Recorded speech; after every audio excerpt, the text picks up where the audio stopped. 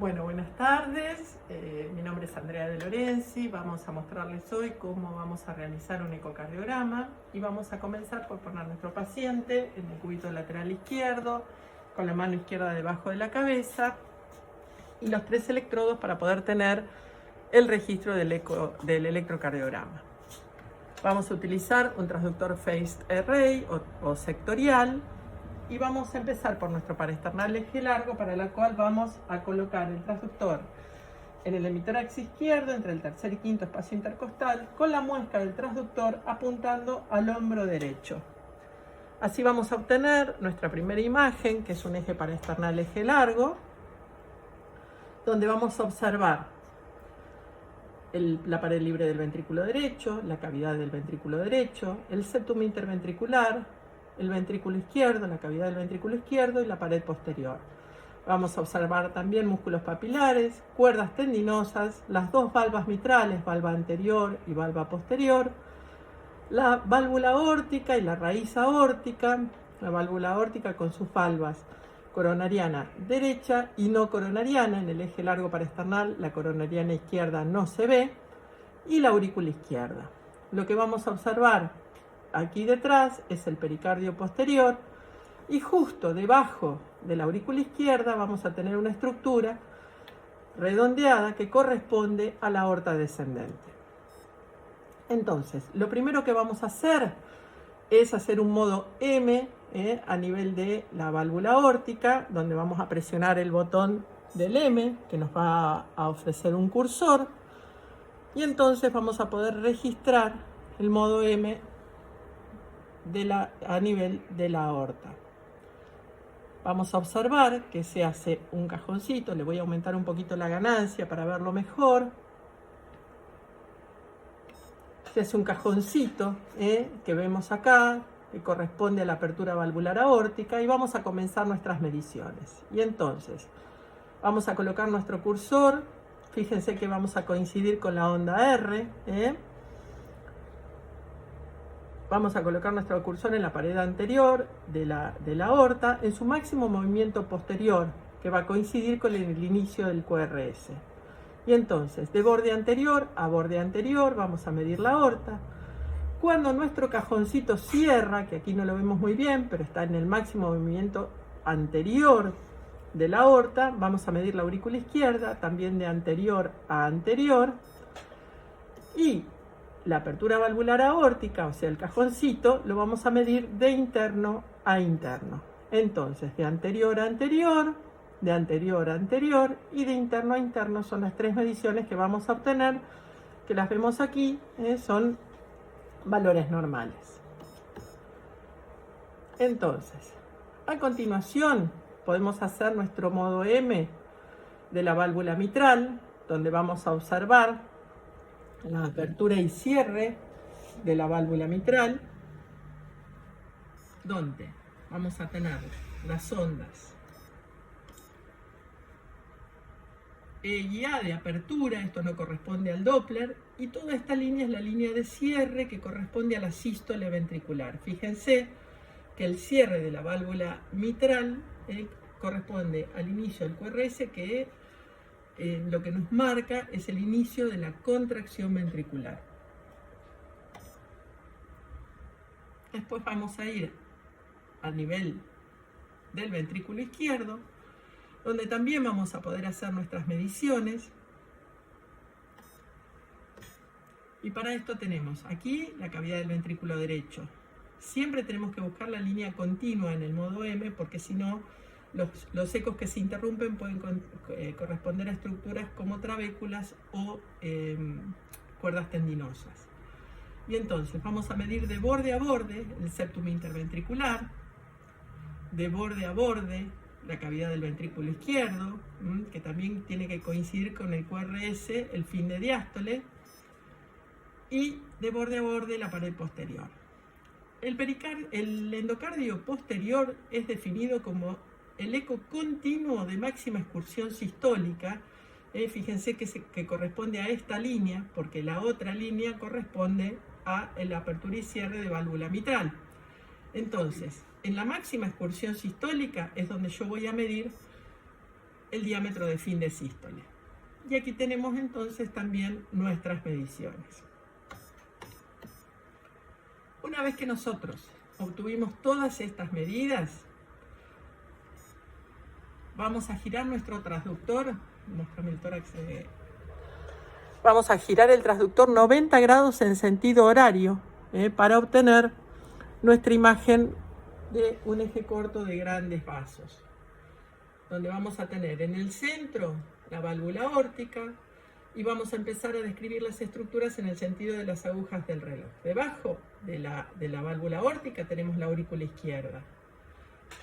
Luego tenemos el septum interauricular, la aurícula derecha, la válvula tricúspide, los tractos de entrada y de salida del ventrículo derecho, la válvula pulmonar, el tronco de la arteria pulmonar y sus ramas izquierda y derecha. Recordar que la marca nos muestra siempre dónde está la muesca del transductor, o sea que esto nos va a mostrar arriba o a la izquierda. Entonces, la rama que me queda del lado de la muesca del transductor es la rama izquierda de la pulmonar, y la que va a apuntar hacia las cavidades derechas que están aquí, la aurícula derecha y el ventrículo derecho, es la rama derecha de la arteria pulmonar. Con respecto a las valvas de la válvula aórtica, la que coincide con el septum interauricular es la valva no coronariana. Tenemos encima la que está al lado del ventrículo derecho, que es la coronariana derecha, y la que nos queda, que va a estar al lado de la arteria pulmonar, es la coronariana izquierda. Para saber si la válvula es biotricúspide o trivalva, siempre tenemos que evaluarla abierta, nunca cerrada, porque a veces el RAFE que pueden tener nos confunde y podemos pensar que tenemos 3 valvas y en realidad sean 2. Entonces siempre abierta, y aquí podemos observar 1, 2 y 3 comisuras, ¿sí? Vamos a ver que las valvas abren justo hasta el borde donde estaría el anillo aórtico. Una vez que ya observamos nuestro eje corto, lo que vamos a hacer es ir levantando la cola del transductor para apuntar hacia el hombro derecho, y vamos a ver que vamos a obtener entonces nuestro eje corto a nivel de la válvula mitral, con nuestras valvas anterior y posterior, con nuestras comisuras anterolateral y posteromedial. Siempre los festones o segmentos de las valvas, tanto mitral anterior, la valva anterior, como la posterior, de afuera adentro, que sería aquí el septum interventricular, 1, 2 y 3. Son los 3 segmentos o festones, si hablamos de la valva posterior, 1, 2 y 3 de afuera adentro. Recordar que todo lo que comparten el ventrículo derecho y el ventrículo izquierdo corresponde al septum interventricular. Esta es la cavidad del ventrículo derecho con nuestra pared libre, y aquí podemos ver algunas valvas de la válvula tricúspide, que en condiciones normales es difícil evaluar las 3 valvas en esta vista, pero cuando tenemos dilatación de las cavidades derechas por alguna patología que así lo condicione, se puede ver perfectamente en eje corto las 3 valvas de la válvula tricúspide. Volvemos al ventrículo izquierdo, levantamos un poquito más la cola del transductor, bajando hacia la punta del corazón, y vemos los músculos papilares, el músculo papilar anterolateral y el posteromedial. Seguimos un poquito más, levantando la cola del transductor, y vamos a ver entonces el ápex cardíaco. Una vez que tenemos todas nuestras vistas, lo que vamos a hacer es volver al eje largo. Les voy a mostrar un poquito, lo vamos a recorrer con color para ver si hay o no insuficiencias valvulares. Vamos a apretar nuestra tecla de color. Con la tecla podemos acomodar nuestra cajita de color. Siempre que hay que ajustarla en la medida que sea lo más chica posible para ver lo que nosotros necesitamos. ¿Por qué? Porque hay que recordar que son múltiples volúmenes de muestra de pulsado que están trabajando en forma simultánea, y cuanto más grande es nuestra caja de color, más bajo va a ser el frame rate, o sea, la velocidad de cuadros por segundo que pueda muestrear nuestro Doppler color. Y fíjense, acá lo congelamos, tenemos una mínima insuficiencia de la válvula mitral, que es este flujito azul que podemos ver aquí, y tenemos un flujo en rojo, esto corresponde a la sístole ventricular, que está mostrando la sangre que sale a través de la aorta. Vamos entonces al eje corto, vamos a hacer lo mismo, vamos a ver la válvula pulmonar, donde tenemos aquí también una mínima insuficiencia, que es ese flujito rojo como un fosforito que podemos ver. Yo lo que voy a hacer es aumentar acá el estado del flujo para que pueda muestrear a mayor velocidad. Y vamos a muestrear también acá, vamos a colocar el color en el septum interventricular. Larga todo el aire, Gaby. Para ver que no tenga ninguna solución de continuidad, ¿sí? Podemos respirar normal. Vamos a ver aquí también la válvula tricúspide, que tiene también una pequeña insuficiencia. Y si prestamos atención, vamos a ver aquí una estructura que corresponde a la vena cava. Una vez que pasamos el color, lo que vamos a hacer es tomar el flujo compulsado y vamos a obtener acá, por encima de las valvas pulmonares, nuestro espectro del Doppler pulsado de la arteria pulmonar. Lo que vamos a hacer es aumentarle un poquito el filtro para obtener un registro más limpio, y aquí lo que vamos a hacer es medir, por un lado, la velocidad máxima y por el otro lado, el tiempo de aceleración, que nos va a decir, sabemos que un tiempo de aceleración menor de 100 milisegundos nos está hablando de algún grado de hipertensión pulmonar. En este caso, nuestro tiempo de aceleración es de 168 milisegundos, es decir, es normal. La velocidad del flujo pulmonar es de 95 centímetros por segundo, o sea que tenemos un flujo de válvula pulmonar normal.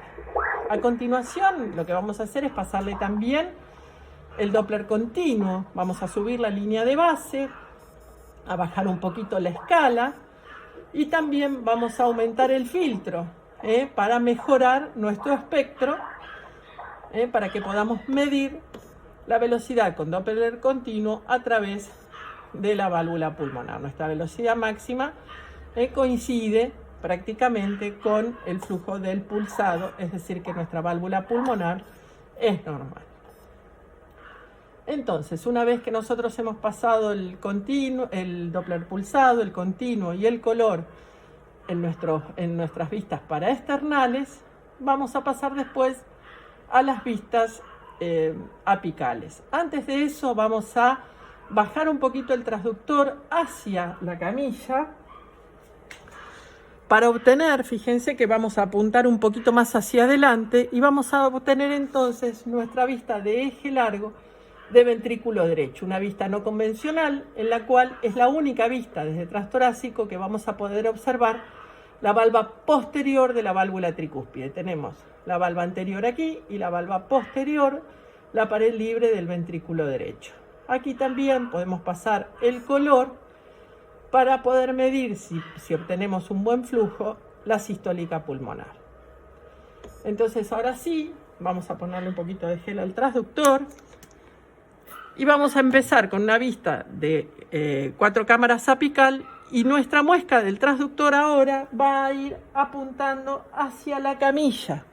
Vamos a buscar el ápex cardíaco, que si no podemos encontrarlo, podemos palpar el choque de punta y colocar nuestro transductor justo en el ápex cardíaco para obtener así una vista apical de 4 cámaras. Lo que vamos a hacer es aumentar la profundidad para que todo el corazón entre en nuestro sector del transductor.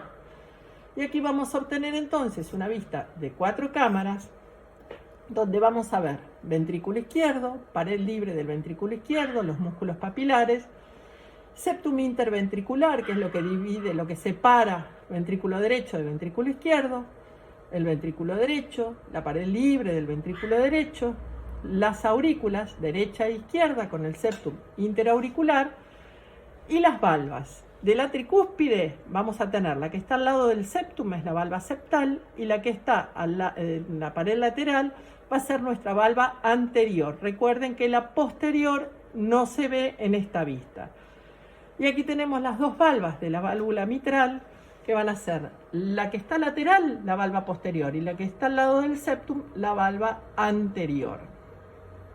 La otra cosa que podemos observar aquí es la llegada de las venas pulmonares, donde vamos a tener tres de las venas pulmonares. La que está al lado del septum, recordemos que esto es arriba y lo que está en la punta del transductor es abajo.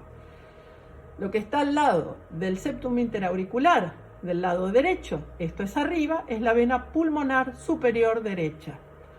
La que está a la izquierda es la superior izquierda y la que está aquí debajo es la inferior izquierda. La inferior derecha, desde transtorácico, no se puede ver.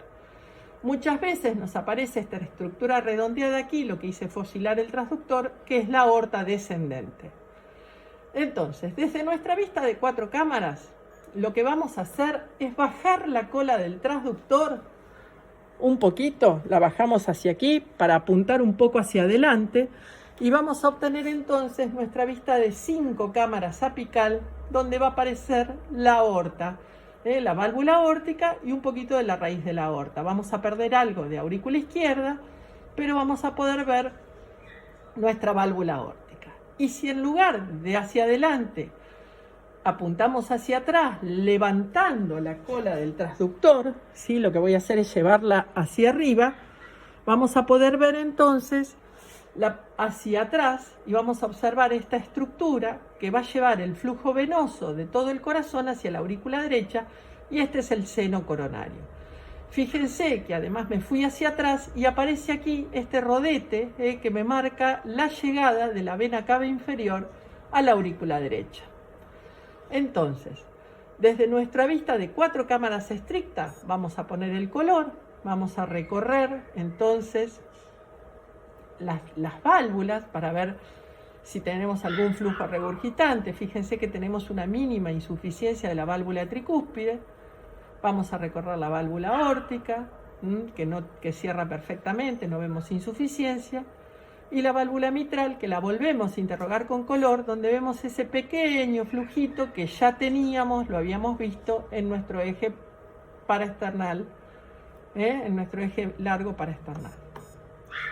Entonces, no importa por cuál flujo uno empiece, pero siempre tiene que sistematizarlo.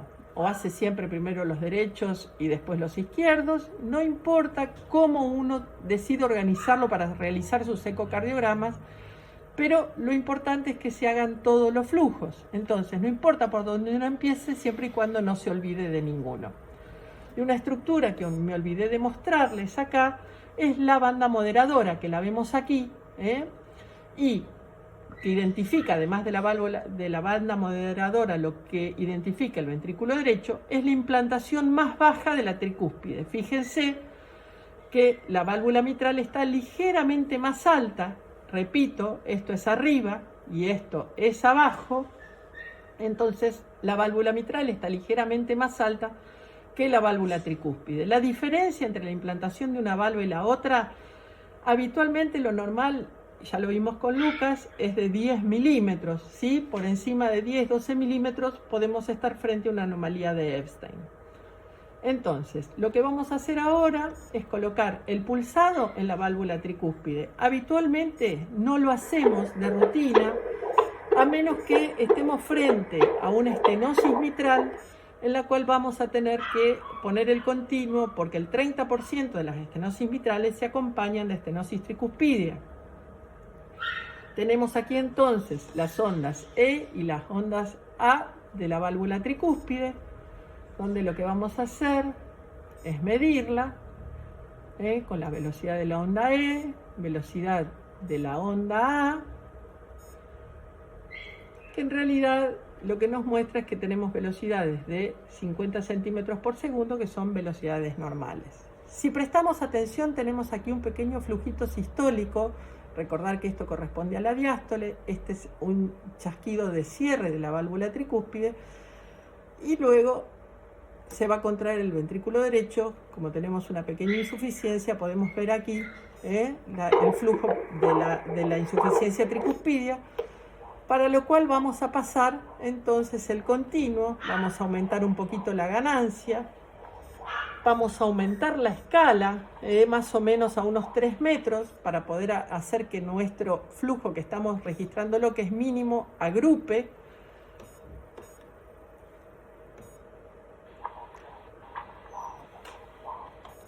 Y lo otro que vamos a hacer es aumentar el filtro.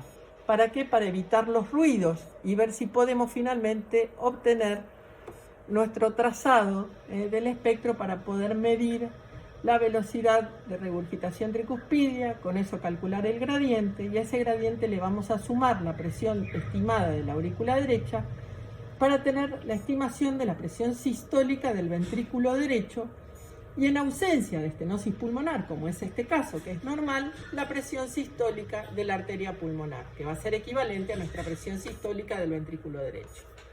No tengo un buen espectro, pero vamos a hacer un ejercicio, y entonces vamos a medir nuestra regurgitación tricuspidia, vamos a ponerle más o menos que la tenemos aquí, fíjense que tengo que este chasquido de cierre, y le vamos a asignar entonces, acá lo vemos, un gradiente de 21 milímetros de mercurio. Medida entonces la regurgitación tricuspidia, lo que voy a hacer es medir con pulsado el tracto de salida. ¿Dónde lo voy a colocar?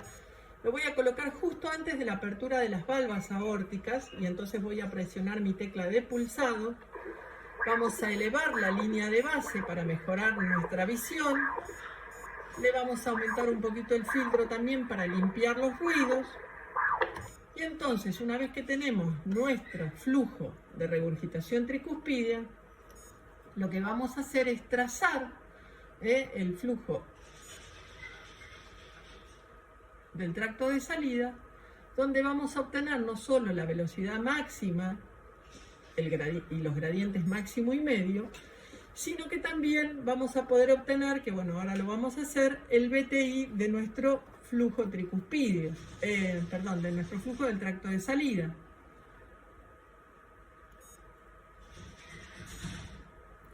Y vemos aquí gradientes máximo, medio y el BTI del tracto de salida, que en este caso es de 19.2 centímetros, que es un tracto de salida con un BTI normal. Una vez que tenemos el registro del pulsado del tracto de salida, vamos a pasarle el continuo a la válvula aórtica. Vamos a bajar la escala para mejorar nuestra visión del espectro. Le vamos a bajar un poquito la ganancia. Le vamos a aumentar un poquito más el filtro. A ver si podemos mejorar nuestro flujo de la válvula aórtica. Lo podemos colorizar también. El ojo humano distingue mejor las escalas de color que las escalas de grises. Y entonces acá vamos a congelarlo y otra vez vamos a medir el gradiente aórtico, que nos va a dar la velocidad máxima, el gradiente máximo, el gradiente medio y el BTI. ¿Sí?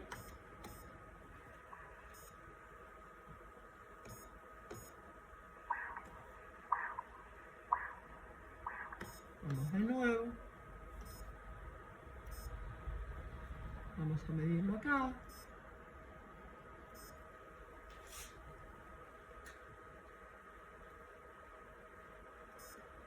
Y tenemos aquí entonces un gradiente, una velocidad de 0,97, un gradiente máximo casi de 4, un gradiente medio de 1,7 y un BTI de 21 centímetros, casi equivalente al de nuestro tracto de salida, lo que nos dice que no tenemos aquí nada de estenosis aórtica.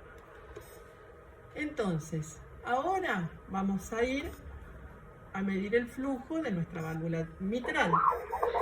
Vamos a tomar la tecla del pulsado, vamos a bajarle un poquito el audio, así podemos escuchar. Y entonces vamos a bajarle un poquito la escala para mejorar nuestro espectro y vamos a bajar un poquito la línea de base. Fíjense que está un poquito sucio, le vamos a aumentar entonces un poquito el filtro para limpiar nuestro espectro de la válvula mitral. ¿Qué es lo que vamos a medir entonces? Vamos a medir en válvula mitral la velocidad de la onda E, la velocidad de la onda A, y vamos a medir el tiempo de desaceleración mitral. Desde el punto máximo de la onda E, vamos a seguir la pendiente de desaceleración de la válvula mitral hasta que cruza con la línea de base. Ese va a ser nuestro tiempo de desaceleración, que lo tenemos aquí, que es de 200 milisegundos. Menor de 250 sabemos que es normal. Ahora, en 4 cámaras, lo que vamos a hacer es buscar el flujo de las venas pulmonares, para lo cual nos vamos a ubicar con el color en la vena pulmonar superior derecha. Fíjense cómo vemos el flujo de la vena pulmonar entrar hacia la aurícula izquierda. Vamos a usar el pulsado y nos vamos a meter 1 centímetro dentro de la vena pulmonar para poder obtener un registro del flujo de las venas pulmonares. Entonces, lo que voy a tener que hacer es bajar bastante la escala y vamos a tratar de bajar el filtro. Vamos a bajar la ganancia para poder obtener el flujo de las venas pulmonares, porque si no me va a entrar el flujo del tracto de salida.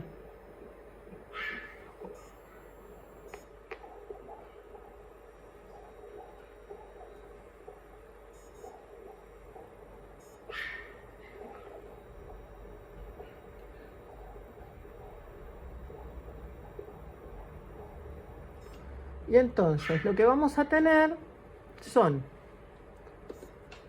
la onda S, que va a corresponder a la sístole ventricular. Fíjense que está justo coincidiendo con la sístole ventricular después del QRS. La onda diastólica, que va a estar en lo que sería la diastasis. Fíjense que corresponde a la diástole ventricular. Y aquí una pequeña ondita reversa que corresponde después de la onda P a la onda auricular, o sea, la onda sistólica reversa de la aurícula izquierda, o sea, nuestra onda A, sistólica, diastólica y auricular.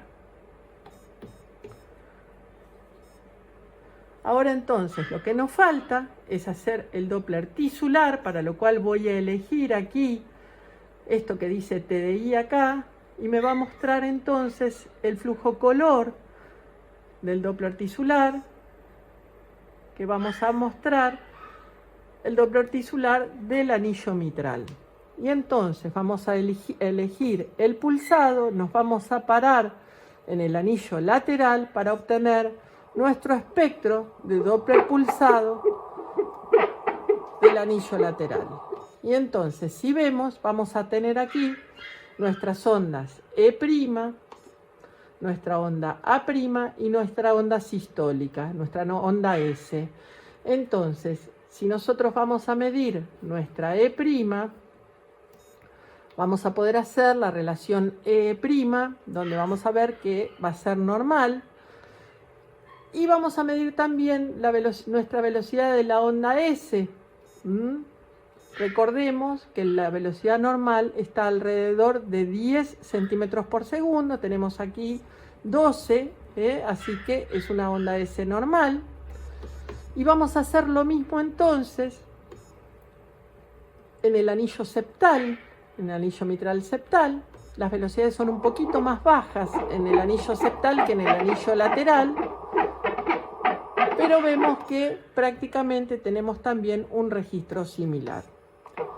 Lo otro que podemos hacer con nuestro Doppler tisular es venirnos al anillo tricuspidio lateral para medir no solamente la onda S del ventrículo derecho del anillo tricuspidio, que tiene que también ser más o menos de 10, que es un valor normal, o por encima de 10, sino que además vamos a poder medir los tiempos aquí para calcular nuestro índice de TEI. ¿Qué vamos a hacer? Vamos a medir la duración de toda la sístole, o sea, de la onda S del ventrículo derecho, y nuestra otra medición va a ser incluyendo los tiempos de contracción y de relajación isovolumétrica, y entonces vamos a hacer nuestro cálculo de A, que es el tiempo más largo, menos B, que es el tiempo sistólico, el tiempo eyectivo, dividido B. A menos B sobre B nos da el índice de Tay, que es un índice sistodiastólico.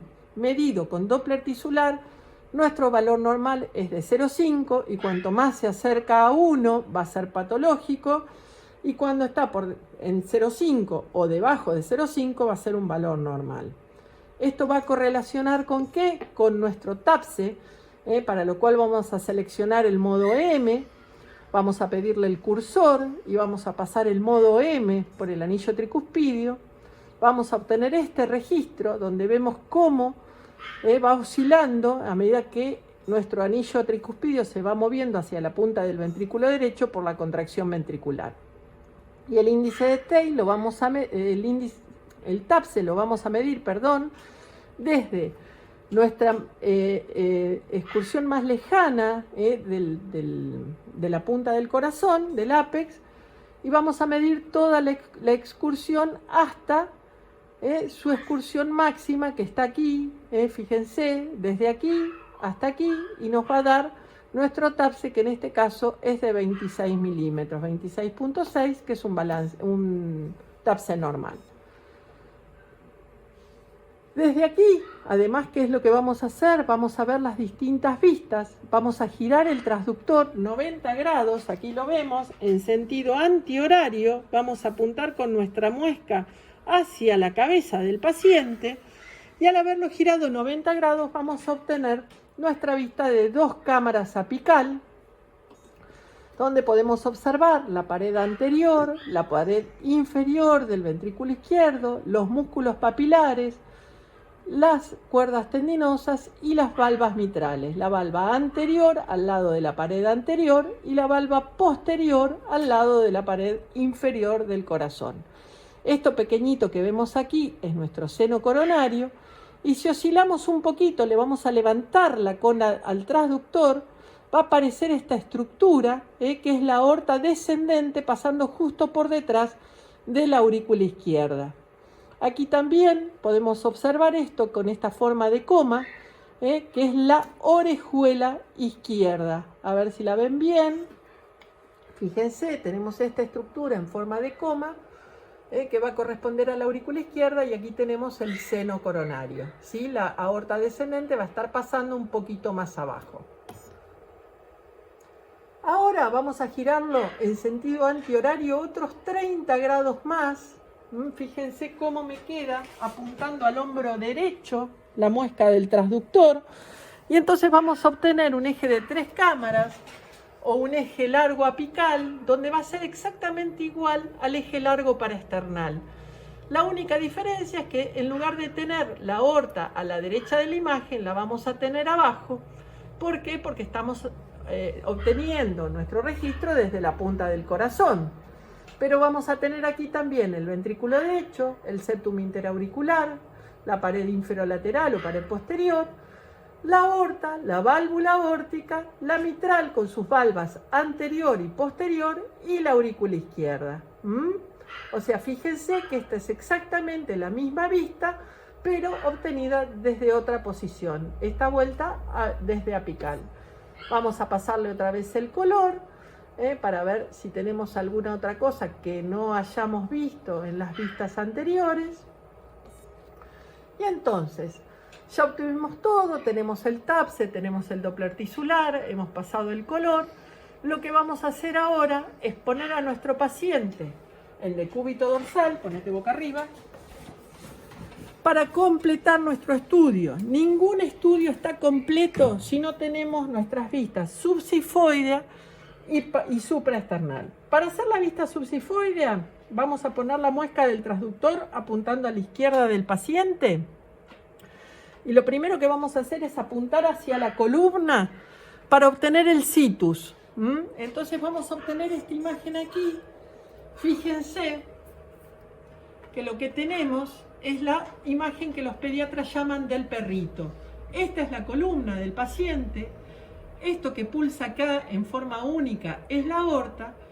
Y esto otro que tenemos aquí, que si prestamos atención, tiene un flujo fásico que se va a contraer 2 veces por cada contracción aórtica, corresponde a la vena cava inferior. Entonces tenemos un ojo, otro ojo y la nariz del perrito. Larga el aire, Gaby.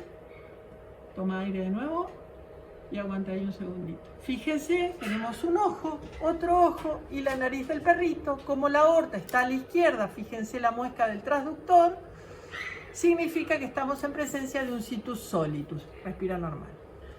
Entonces, una vez que obtuvimos esto, vamos a bajar la cola del transductor y vamos a apuntar un poquito más hacia adelante para obtener entonces nuestra vista de subsifoideo. Vamos a ajustar un poquito la profundidad y vamos a aumentar la ganancia. Le vamos a pedir a Gabriel que respira hondo y guarde el aire.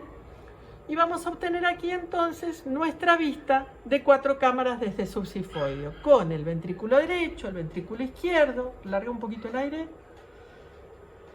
el septum interventricular, la aurícula izquierda abajo, la aurícula derecha y el septum interauricular. En esta vista es cuando vamos a quedar perpendiculares al septum interauricular y entonces vamos a poder investigar la integridad del septum interauricular, que es la mejor vista porque estamos exactamente paralelos con el Doppler y perpendiculares con el eco vidi.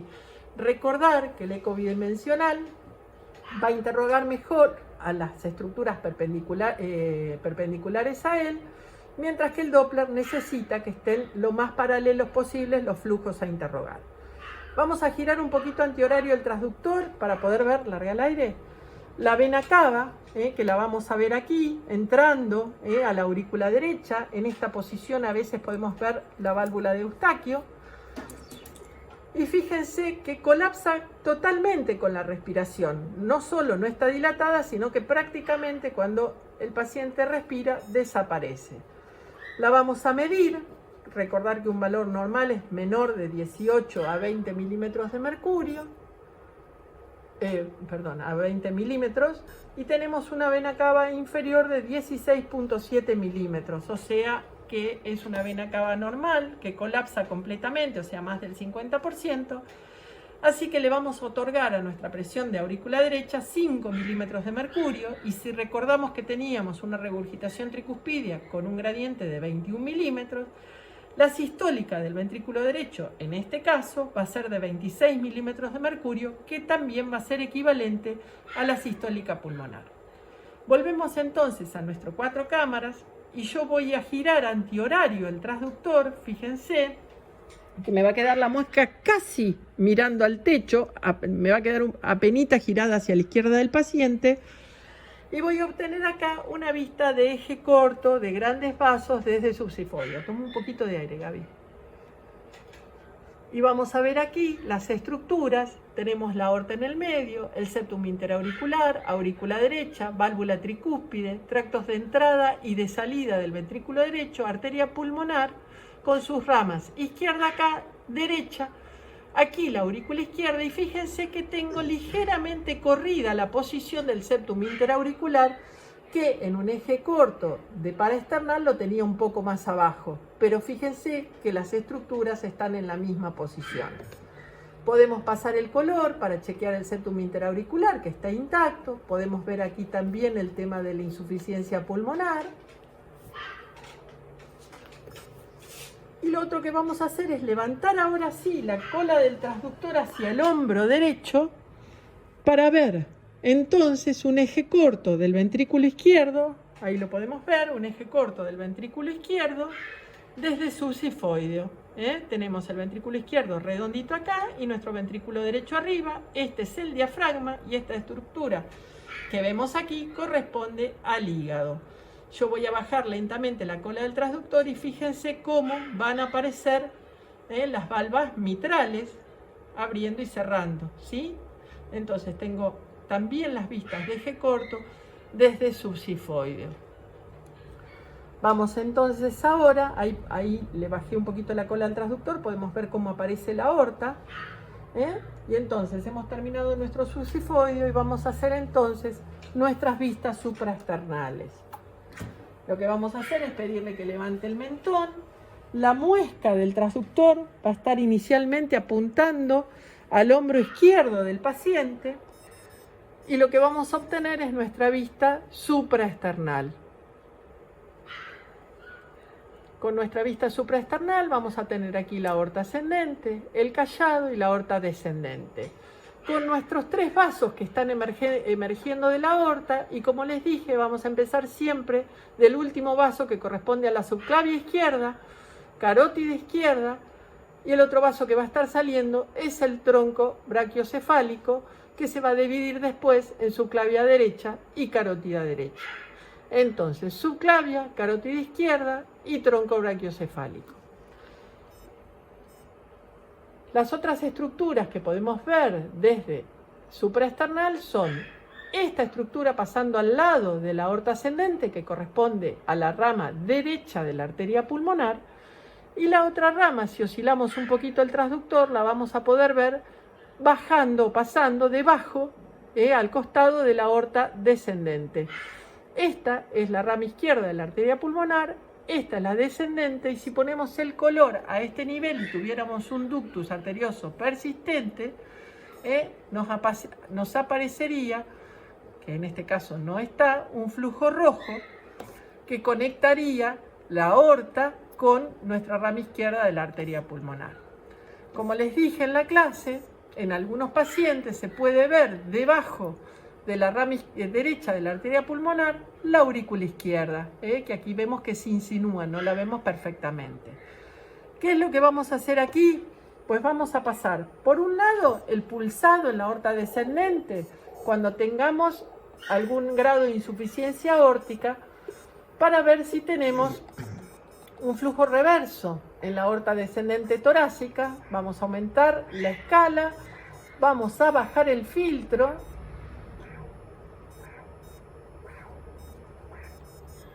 para poder ver nuestro flujo de aorta descendente. Fíjense que lo que vamos a tener es una onda sistólica, una onda protodiastólica reversa, que corresponde al recoil elástico de la arteria aorta, y después no vamos a tener nada en el resto de la diástole. Cuando nosotros tenemos insuficiencia aórtica, vamos a ver que aquí va a continuar una rampa diastólica, un flujo en diástole que va a ser superior a 20 centímetros por segundo, porque eso es lo que nos va a decir que no es ruido, que es realmente una regurgitación aórtica, un flujo reverso diastólico, que si está presente en la aorta descendente torácica, corresponde a una insuficiencia aórtica moderada, y si está presente en la aorta abdominal, hablamos de una insuficiencia aórtica severa.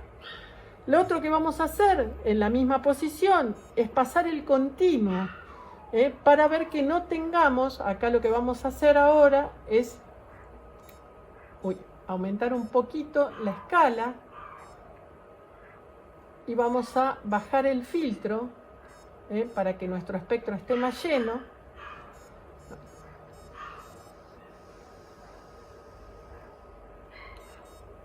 Y vamos a ver acá nuestro flujo de aorta descendente, que es completamente normal, pero si tuviéramos una coartación aórtica, tendríamos acá un flujo de más de 30 milímetros de mercurio, o sea, de más de 2,60 metros de velocidad.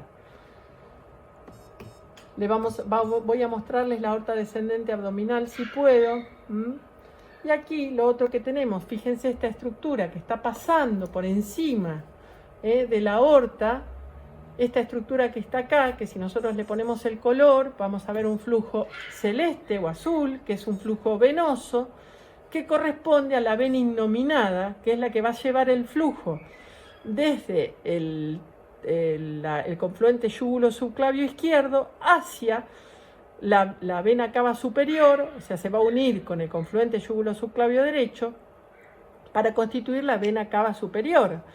En el feto nosotros tenemos una vena cava superior izquierda, que en algunas personas es persistente, pero en la mayoría de los casos, en casos normales, lo que vamos a tener es esta vena, que es la vena innominada, que va a llevar el flujo, repito, del confluente yúgulo-subclavio más la subclavia izquierda a unirse con los derechos para conformar la vena cava superior. Fíjense que le ponemos el pulsado y vamos a ver un flujo fásico con sus ondas sistólica, diastólica y esta auricular reversa, porque es un flujo venoso.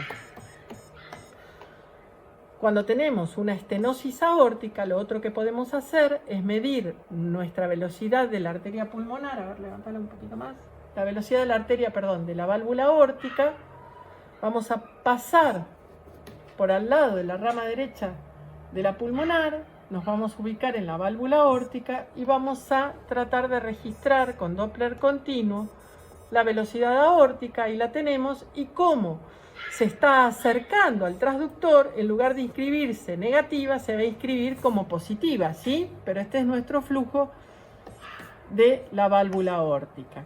Vamos a mirar ahora, antes de hacer un paraesternal derecho, la aorta descendente abdominal. Fíjense que voy a poner la muesca del transductor apuntando al mentón del paciente y vamos a obtener este registro donde la vemos latir. Esta es la arteria aorta. Fíjense el flujo sistólico que tiene, y yo lo que puedo hacer aquí es ponerme lo más paralela al flujo que pueda para obtener mi registro compulsado de la arteria de la aorta abdominal, para ver el tema mismo que les acabo de decir del flujo reverso. Y fíjense que tengo la onda sistólica, repito, el flujo, si acá están los pies, se está acercando al transductor, por eso se inscribe como positivo el espectro. La onda sistólica, una pequeña onda protodiastólica reversa, y fíjense cómo se ve bien acá que sigue avanzando hacia los pies el flujo aórtico, porque no tenemos flujo reverso, que lo veníamos de este lado. Un flujo reverso diastólico nos estaría marcando, si lo tuviéramos aquí en la aorta abdominal, la presencia de una insuficiencia aórtica severa. Y para terminar, lo que vamos a hacer es mostrarles cómo hacemos un paraesternal derecho, que lo usamos para medir el gradiente de la válvula aórtica cuando estamos en presencia de una estenosis aórtica severa. Nuestro paciente se va a poner en la misma posición en la que estaba, pero con el brazo derecho debajo de la cabeza, nos va a dar la espalda, y yo voy a poner la muesca del transductor apuntando hacia arriba. Venía a apuntar. Y me voy a poner en el paraesternal derecho, en el tercer a quinto espacio intercostal, para tratar de ver nuestra válvula aórtica. No en todos los pacientes se puede ver bien.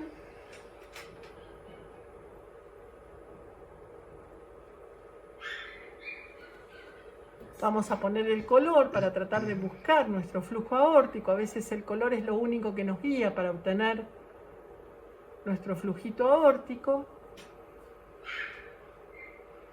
Ahí lo tenemos. Fíjense que tenemos aquí el flujo aórtico, y entonces no se ve muy bien, perdón, pero bueno, las ventanas a veces no son tan fáciles. Ponemos el continuo y se nos va a inscribir. Bueno, no me puedo alinear muy bien, pero se nos va a inscribir cuando yo le ponga el continuo un flujo anterógrado que va a corresponder a nuestra sístole aórtica. No tengo buena ventana.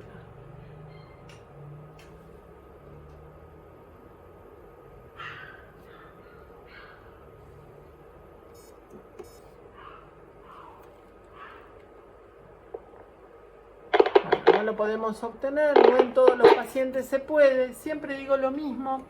Uno tiene que tratar de hacer todas las vistas en los pacientes, porque a veces si no las hace todas, si no es sistemático, uno no sabe si no las encuentra porque el paciente tiene mala ventana o porque uno no las sabe hacer. Un eco completo no solamente incluye las vistas convencionales, sino además las vistas subsifoides y supraesternales. El eje paraesternal derecho podemos recurrir a él cuando tengamos estenosis aórticas severas para ver si nuestro gradiente desde paraesternal derecho va a ser más alto, pero si no, con todas las vistas que hemos obtenido y los patrones que hicimos, tenemos un ecocardiograma completo realizado, y donde hemos realizado también todas las mediciones que nos van a servir para elaborar nuestro informe. Y bueno, hasta aquí hemos terminado, espero que les sirva, los vamos a subir al canal de YouTube para que todos puedan tener acceso. Buenas tardes.